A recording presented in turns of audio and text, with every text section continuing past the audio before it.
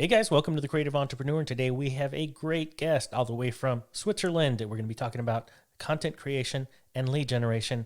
You don't want to miss this episode, so stay tuned. Coming to you from San Antonio, Texas. Welcome to the Creative Entrepreneur, a podcast created to help entrepreneurs build their business. Branding, marketing, analytics, positioning, and lead generation, plus interviews with other business owners to learn from their successes and failures. Now, here is your host, Abel Garza. Welcome back to the Creative Entrepreneur. We have Cedric Bollag. How are you doing today? Thank you so much for having me. I really appreciate it, and I'm excited for our talk. It's a pleasure having you on the show today. You know what? You come all the way from Switzerland. And I've been there one time. I'm very excited to have you on the show because I want to get your perspective on what's going on that part of the country. And so I understand that you are a content creator and you've built your business over the course of 4 years. Give us a little bit more insight as to who you are, what you do, and what you do for your customers. Sure. So let's start from the basics. My name is Cedric Bollag, 30 years old. I started creating content end of 2015, where I published my first ever blog post, which was text-based, and it was really horrible because I did for about almost a year, and no one actually read it. But it took me some time to realize that because you're very excited and you're in it. And then I started to publish videos. After almost a year, I realized it's not working, so let's try with video. And actually people started giving me feedback. So they said I can't see you, I can't understand what you're saying, I don't know what's this about, but at least I got feedback. And based on that, I was able to really iterate and start understanding how to produce videos. And my goal was always how can we add value to entrepreneurs and startups who are just getting started and need more exposure and need to practice in front of the camera what it means to be talking about their business and themselves. And so I decided I would go around and record interviews with people in person. So I would just invite them either to my studio, I would go to their offices, and we would talk about their entrepreneurial journey. And after about how much was that? About 60 episodes or so, I realized that if you have a hobby, you need to still find a way to finance that somehow. I was back then still a student, so I had to figure out a way how we can monetize with our content and this expertise that we acquired, or back then it was just me, now we have a team, but that we acquired of how to produce business content. So about 2 years ago, we realized that we have a team, we have a very good and interesting set of skills in the video production space. And we started saying why not to offer this as a package deal for our potential customers. And as it turned out that some of the biggest corporates in the world, such as the smartphone manufacturer Huawei, who is these days in many different areas, but they are one of our main clients, who send us requests to actually produce videos for their corporate channels, which is super exciting and gives us access to proprietary information. So one of the key examples is when we started producing videos for them, that was about 2.5 years ago. So we were talking about 5G. And as you can see now in the media, that's one of the big topics, but we already spoke about that, 2.5 years ago on our channel. So that is kind of I want people to say hey, look, I saw your video from 3 years ago. I wish I saw that then. And then they should start watching our stuff. So if I understand you correctly, you're utilizing your skills in business, and you're now creating a team to start incorporating video content, and then building or helping build a business from the ground up, or even utilizing this content for video for other businesses and creating ads. Is that what you're doing? Are you using it for marketing? Yeah, I mean, for us, it's really important. We have a long-term vision how we ultimately want to make money, which is by really helping the startups, investing our time, resources, but also capital into these companies. So to make sure that like everybody who watches any of our content online understands that we're not just promoting a company that paid us a certain amount or some PR company that came to us and like gave us a certain check so we will promote them. Like all the companies that we feature, I truly believe that they're going to be successful. And not only that, I'm actually putting money behind them. So I really try to put money where our mouth is, and I really try to make sure that we have this, number one, authentic to the outside, but also like this reliability and trusted. Like we are not just promoting someone because of a check, and that we really are focused on quality. Obviously, we are sometimes wrong. Sometimes companies we believe can go big actually got busted. That's fine. That's part of the game. But we really believe in that. Now, unfortunately, like when you get out of college or university, no one is just writing you a check as an LP to invest in companies, bigger checks. So like you have to start somewhere. So for us, right now, the way we make money is by selling videos to companies and corporates from around the world. And those videos are geared towards that company? Is that how that works? Because like, I mean, do you go to the company and do you feature them? Is that how that works? Well, we have very different types of video series that we do. So I give you a very simple example. So Jeep approached us and asked us if we could help them with brand awareness within the investor community. So I said, like, yeah, it would be a great idea. Like, why don't we like use, for example, one of their latest car models and use them as a carpool. So I don't know if you know carpool karaoke. So we did something very similar here in Zurich, where we invited a couple of guests into a Grand Cherokee. Like this is their biggest and fanciest model. And we drove around Zurich, and I asked them like questions in innovation and questions in investing and startups. And then this was a video series about branded content. So about content that someone paid for, but we make it very clear that we have content that is totally independent. That's when we feature startups, and that's when we feature people that we believe are actually, promising and where we put our money. And then we have our branded content, which is very, very clearly indicated with big logos, and it says everywhere this is in collaboration with. And that's how we separate these two to make sure we keep this independence. And how are you using this content? Are you using it like on Facebook, Instagram? Are you building personal websites, Twitter? Yeah. I mean, the personal website we haven't done yet, but like what we do is basically we discuss very clearly before we start with working with a new client. We try to understand why do these people want to work with us specifically, and why do they need this video? So is this video needed to acquire new clients? Is it necessary for brand awareness? Do they need to integrate it into the newsletter? That is like something that most often is the case. So like these big corporates, they have these corporate newsletters that they send out, and they want to have video content in there. So usually it's published on YouTube, and then they embed it into their newsletter. It can be on LinkedIn. It's very often when it's business related, because, LinkedIn is very, very strong with the organic reach at the moment. So highly recommended to post videos that are shorter than 10 minutes to LinkedIn right now.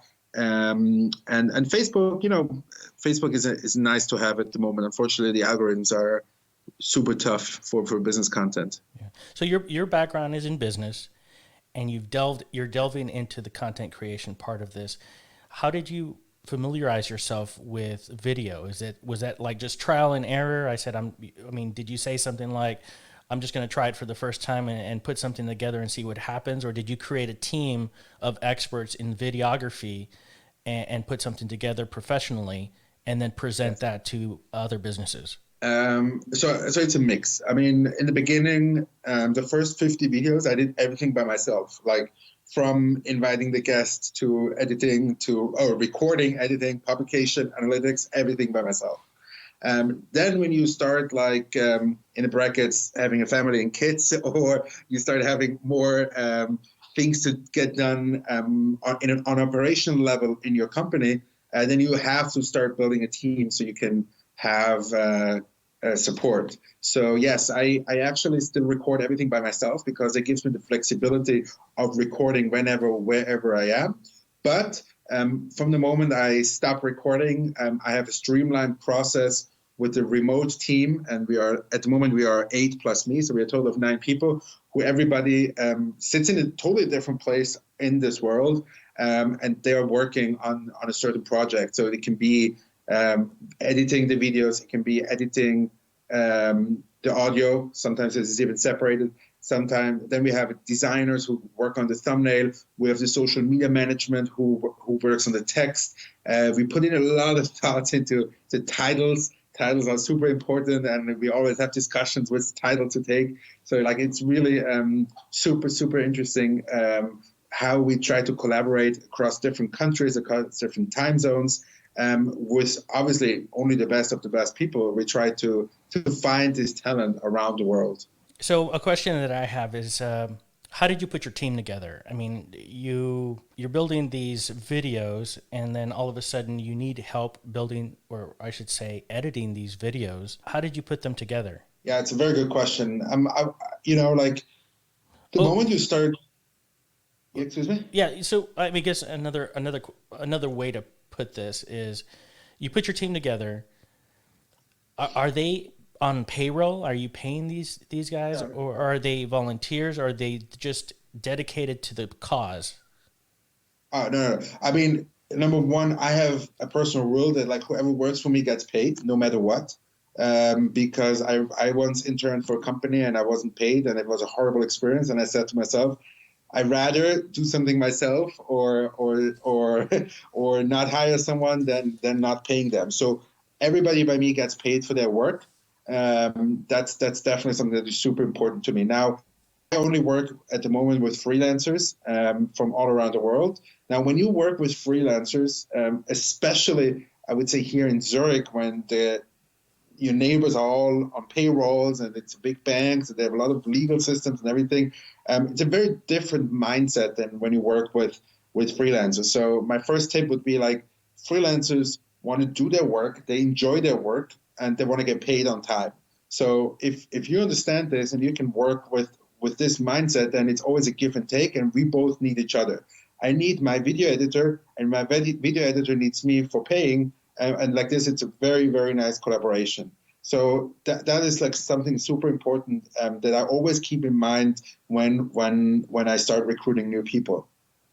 Now to the actual recruiting process, which I think is crucial to working with freelancers of the long term, is there's several platforms. We can go into them if you want, but like it's Upwork, Freelancer, Fiverr, so many. There's like 5 or 6 platforms you can use to find freelancers. That's not the issue. But for me, what's really important is to see how I worked with them over several projects before they really start working for me more regularly. So we always have a trial project. So first I post my job, then I have a short interview. I see how they communicate. I see how they communicate, for example, when I all of a sudden don't respond for 2 hours, do they get nervous or are they upset? This is all things that if you work over time zones, sometimes the other person just goes to sleep, and you have to understand that like this is the reality. Mm-hmm. So this is all the things that I try to test in the first interview, which by the way, is always over WhatsApp and only in writing, because majority of the time I speak to my people only in writing. So like I would never have a phone call with them in an initial interview, because this is not how I'm going to interact with them over the majority of the time. Mm-hmm. So if I can't communicate with them, or they immediately want to hop on the call, I say, thank you very much, but this is just not the right way of communication. And then I give them about a 3-month period of work that we work together. And once they pass that stage, if it organically developed nicely for both sides, I have never had anybody who left me because we didn't get along. It was more because they wanted to move on, or they found another opportunity, or they wanted to further develop, which is all acceptable. But so far, I'm lucky that like everybody who I onboarded at least stayed with me for the shortest one is my personal assistant for now almost 8 months. But everybody else is with me for a longer time. So you've been doing this for some time now. What motivated you to do this? Like all of a sudden, did it just come to you that you wanted to become a content creator? Why didn't you just start working for like IBM or one of these major companies? It's a good question. I mean, number one is freedom. I mean, I see exactly I see exactly how much time and effort I have to put in, but I also see what comes out, and this is usually correlated somehow. And number two, I tried the being hired thing during internships, and it was just not really suitable for me to be this type of person, or like being locked in for this 9 to 5. That didn't fit with me so well. And now, since I'm lucky to have 2 beautiful children, it makes me crumble inside when I just have the thought that I have to ask the boss whether I can attend a meeting or pick up my kids or anything like this. Everything is worth it just for that. Not to have to ask a boss, or being relying on someone saying yes whether I'm allowed to pick up or have time to pick up my kids. Well, as an entrepreneur, you have a little bit of leverage as to your schedule, but you're still continually working, and sometimes you're working, in my opinion, harder than you would if you were working with somebody else, because you're working towards a goal. What are some of the habits that you're doing on a daily basis that contribute towards your success? Yeah, it's a very good question. And I actually changed my mind recently about that. So I used to think that, yes, 12 or 15-hour work days are good. Since I read the book, Why We Sleep, I forgot the author name, but it was recently recommended on Twitter by Bill Gates. A fantastic book that shows you the importance of sleep. And since then, I implemented some changes in my daily habits to really understand, okay, can I get my 8 hours of sleep? And I tell you, people who work 15 or 16 or even more hours a day, I'm not sure it might be that they're more successful. It's possible, but I don't think that is sustainable. And if you ask me, the biggest opportunities in the next couple of years, and how we further increase our work efficiency and economy efficiency on a macro level, is by making sure that the workforce is sleeping 8 hours a day. And that will reduce so much time that we need to achieve the same results or even better results. So what I implemented for myself is I leave my phone, my smartphone, in my office from almost every night. And always from Friday afternoon till Monday morning, I'm not available, besides people who call me. And I don't get too many unscheduled phone calls. So the only way to reach me over the weekend is actually by calling me. So I leave my phone. I have no emails, no access to WhatsApp, no access to anything online, because I think it's so important to calm our brains down to make sophisticated decisions in the long term. And every investor who tells you you have to work more hours, I think is a bad investor, because, not saying if you only work an hour a day, I'm saying people who work hard, but not realizing that sleep is important, I think is not thinking of the long-term plan, that especially when you build a business, it's a marathon and not a sprint. Exactly. So sometimes you have to stay up late. Sometimes you have to take a call in the middle of the night because of the time zones. Sometimes you have to do all of these crazy things. I agree, but you don't have to do it every day. You don't. I really don't think so. I think if you are focused between 9 and 5 or 10 and 5, and you have slept well, then you can get done so much stuff in these couple of hours that I don't think almost anything justifies a 15-hour workday. Exactly. That's what I felt with it. So, what are some of the challenges that you've been facing as you started this business? Challenges. Especially now, I just graduated from my master's degree about 3 months ago. And for me, the main challenge now, as you said before, was really understanding where, do I really want to make this a business or get hired?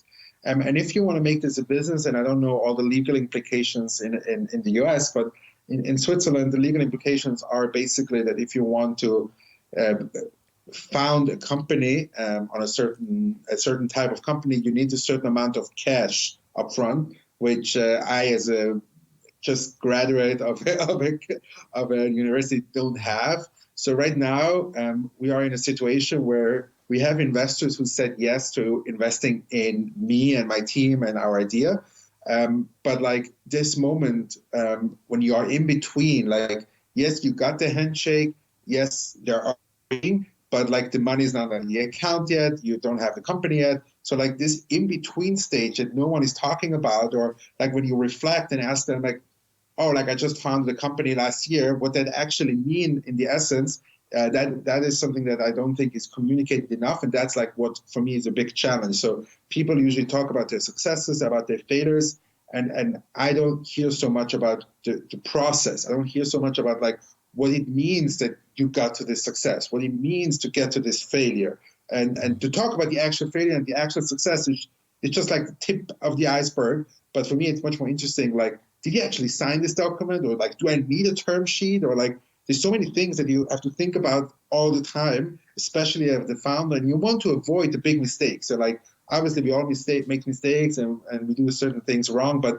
you want to avoid the big ones. So that is like this challenge of not knowing. That is something that I still sometimes have a hard time. But again, like we're pushing and try to get to the next step. You have these businesses that are approaching you, like Jeep. Yes. How are you seeking out business? I mean, how are you trying to get people in the door? So we I mean, again, like we are lucky that some of the companies come to us.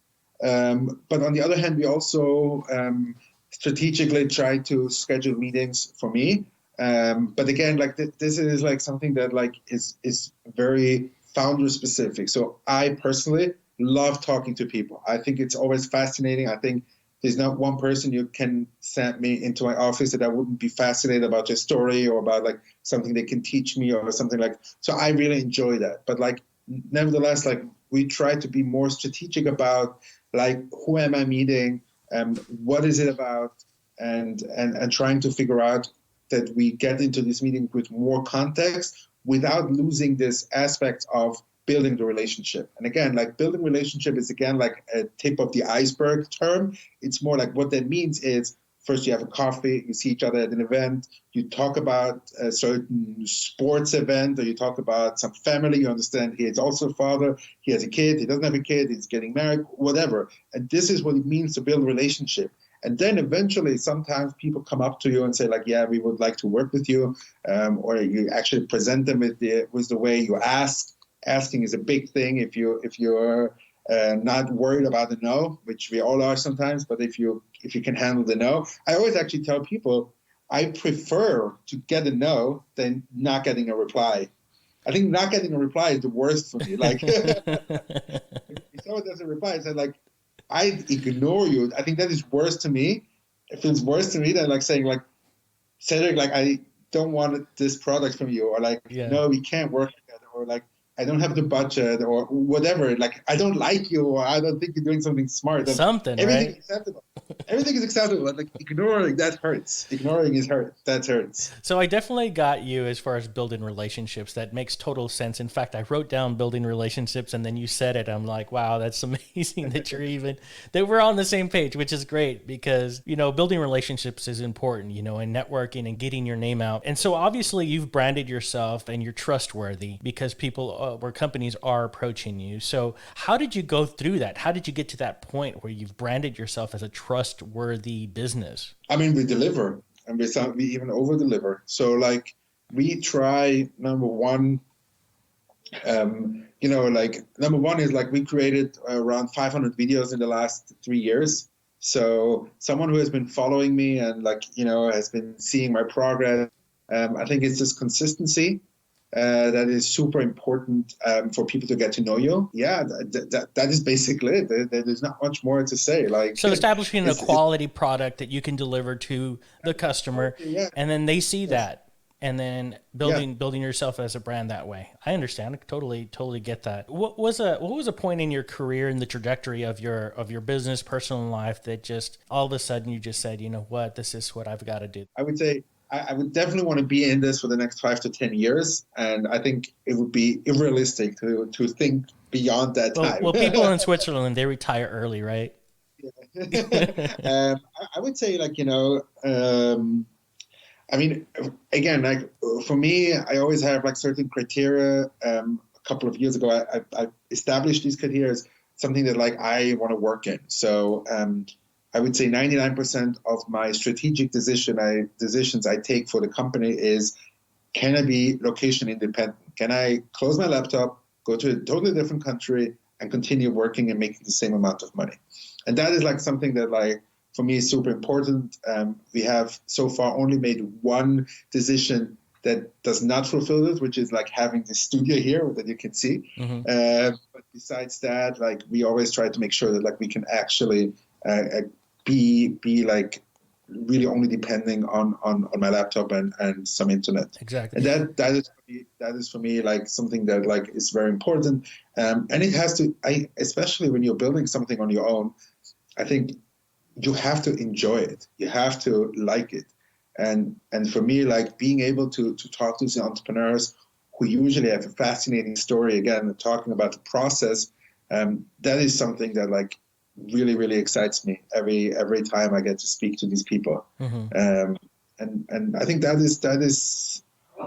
is just like, if you're excited in the morning to get to the office or to get started and to work, I think that is like what feels fulfilling at the end of the day, at the very, very end of the day. What's got you motivated? So what got me really motivated is like this sense of freedom and this sense of having it in my own hands and really being like around people who are trying to change the world. So like literally when you talk to startup people or people who are in the startup world, they're usually thinking very big. It depends a little bit in what community you are in, but a lot of these people they're thinking really big. So that really motivated me to be in this space of startups and entrepreneurship. Now, when you look more kind of like on the let's say on the work-life balance, I think because I'm myself entrepreneur or I build my own business, like having my time management in my own hands, that is something that is super important to me. That I can really do it when it feels right. So, sometimes you feel better in the morning, sometimes you feel better in the afternoon, and you want to use the productive time when you get it, when you have it. And I always felt like when I did this internship, so when I worked for other companies, then like you don't have that. Then you just sit at the desk for like 8 or 9 hours a day. And I didn't want that. I just didn't want that for myself. I wanted to have this freedom to be able to do it like when I feel comfortable. Was there anything holding you back when you started? Like right now, since I'm not a student anymore, the opportunity cost of not earning a salary at one of the big banks, that is something that like sometimes knocks a little bit on me, because like I could go out and just like make probably much more money than I do right now.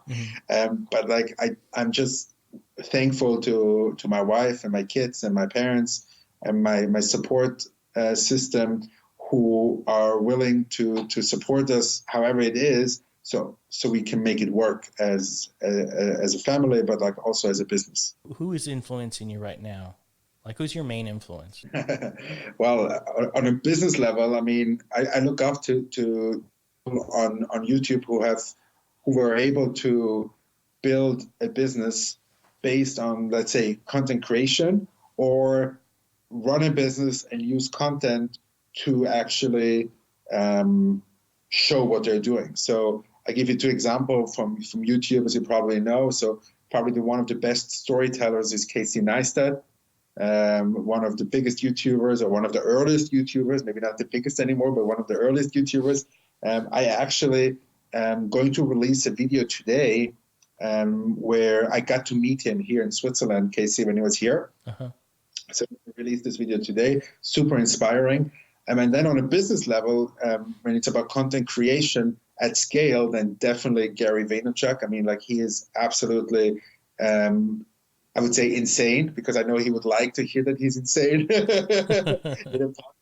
in a positive sense. I never got to meet him in person, but I would say like the way he's able to really separate his business and his personal life using social media is absolutely amazing to me. I mean, like I've been following this guy for like 3 or 4 years now. I don't think he ever showed or spoke about his wife or kids ever. Or I rarely hear him saying anything about them. And he's so massively out there that I think it's fascinating to see like how you can create an image to the outside, to the world, like of hustling, of running around the world and taking planes and private jets and helicopters and, running around the whole country. But nevertheless being very strategic about like what you show to the audience and what you don't. And I think that is fascinating. I think that is really like something that like one of the biggest opportunities I see now in this decade to come, where you can, and everybody can, position themselves exactly how they want to be perceived online. And I think that is massive. You know, he was here at South by Southwest in Austin recently. Yeah. Yes. He was there? Excuse me? I said, you know, he was there? I follow him. And like he has to be there if he's like... it's like the Mecca for business. Yeah, for sure. What's some of the best advice you've received? Listen to your gut feeling. I mean, you always have like a certain amount of information at hand, and sometimes you miss out some information. Sometimes you make certain mistakes because you didn't hear about it. But like, you know, end of the day, you know, you have to understand the big picture. What do you want to say about yourself when someone is lying in bed about to die? Like that is like what should always be driving us. So like, I've never heard of like, I don't know, people who are elderly, let's say, and say like, oh, I wish I worked more, or I wish I had more money, or maybe people say I wish I had more money, but people saying like, I don't know, like nobody's taking any money with them. So like if you die, then the money's gone. So like, why do you want to accumulate so much money? There may be good reasons, but if you look at Bill Gates or Warren Buffett, the very wealthy people, or Mark Zuckerberg, they're giving away all their money. So like we have to pursue something that has an impact in our lives. It has to be financial so we can live, but it shouldn't be something that like we just want to chase money for the sake of having more than the Johnsons. Exactly. Leaving a legacy behind is paramount for being remembered for what it is that you've done or the impact that you've left on this world, you know. But it's very important. This legacy can be very, very different for every person. So it can be someone who built a big business, someone who is very big in philanthropy, someone who is very big in charity, but it can also be the head of a family, I don't know, let's say in the classical sense, like mother who raised their children. I know these days it can be very different. It can be also the father. I agree. I'm just saying like to picture what I'm trying to say. So like the legacy can be very, very different for every person. And we have to respect that not everybody wants to become a billionaire. So how can our listeners get a hold of you? So the absolute best way is reaching me over WhatsApp. So you can, use my number 004-179-882-8802. Or if you want to do it the old style, you can send me an email at cedric@globaltechbox.com. Cedric Bollag from Switzerland, content creator. Thank you for coming on the show. You're an inspiration to me and our listeners. I'm really excited to have had you on the show and give us your wisdom on what you guys are doing over there. Thank you for coming on. Thank you so much. I really, really appreciate it. Well, there you go, guys. Cedric Bollag. And if you're a freelancer or you're a startup and you want to contact him, refer to the show notes. All of his information is going to be on there. And also, remember, get your sleep and leave a legacy. Until next week, keep on keeping on. Thank you for listening to The Creative Entrepreneur. Please click the show notes for additional information. Want to know more? Click on the subscribe button and follow us on Facebook, Instagram, and Twitter by visiting us at tcepodcast.net.